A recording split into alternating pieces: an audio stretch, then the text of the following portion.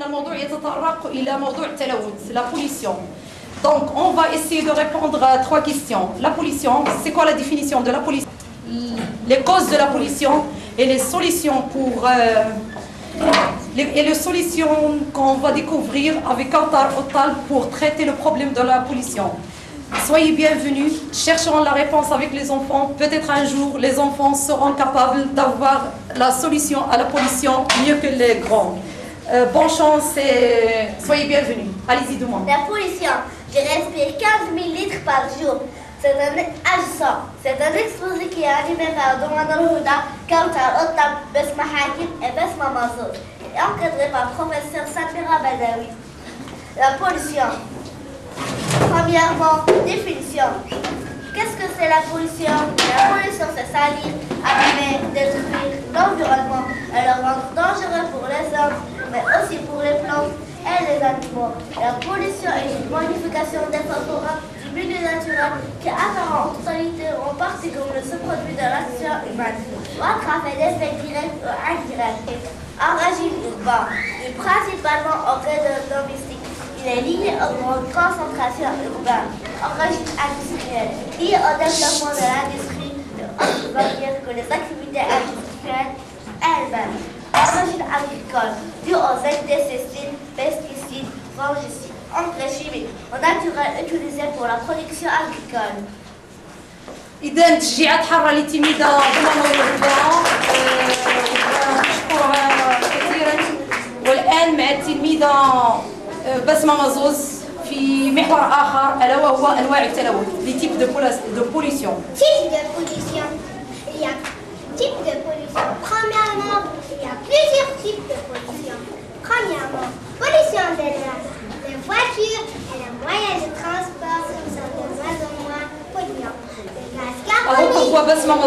Le gaz carbonique est le gaz émis par les voitures et qui est en grande quantité dans l'air. Réchauffant la terre et le polluant est dangereux pour notre santé. En utilisant un vélo, en allant à pied, on ne pollue pas contrairement à la voiture. Deuxièmement, la pollution de l'eau et du sol. Les déchets et les ordures jetés dans l'eau, dans les rivières, les lacs et les mers polluent l'eau. L'enfouissement de ces déchets dans le sol à la rencontre d'une nappe d'eau souterraine peuvent empoisonner la terre, provoquent des maladies graves pour la santé de l'homme. 3. Pollution nucléaire. Tous les déchets nucléaires sont dangereux, car certains éléments émettent des radiations dangereuses et toxiques qui attaquent la santé de l'homme, bébé ou adulte, et peuvent provoquer du cancer ou des déformations chez le. Ces liquides industriels véhiculent une importante pollution organique et toxique. Il s'agit de différents déchets provenant des industries diverses. Industrie alimentaire, industrie agricole, industrie physique et industrie chimique.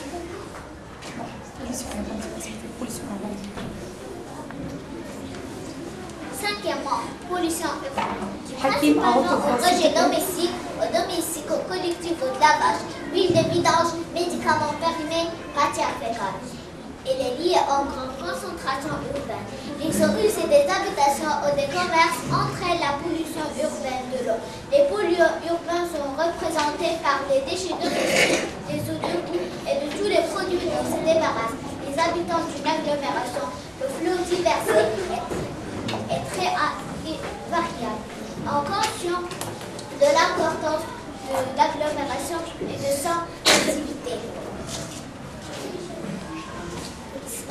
Sixièmement, pollution agricole. L'agriculture, l'élevage et la viticulture sont responsables du rejet de nombreux polluants organiques et anorganiques dans les eaux de surface et souterraines. شكرا للتلميذة بسمة حكيم على هذه المعلومات وتشجيعات حارة كذلك للتلميذة بسمة حكيم. نتمنى من الأطفال الصمت وإلى محور آخر تحت عنوان أسباب التلوث avec la petite fille Kautar Ottal. Peut-être Kautar aura l'occasion de chercher des solutions. Il va découvrir les causes de la pollution et elle va chercher aussi les solutions de la pollution. Allez-y Kautar Ottal. Les causes de la pollution. Les moyens de transport. Dans les grandes villes, les moyens de transport polluent l'air avec leur gaz d'échappement, ainsi les fumées d'usines et déchets et les ordures jetés dans l'eau, dans le sol, provoquent la pollution de l'eau et du sol.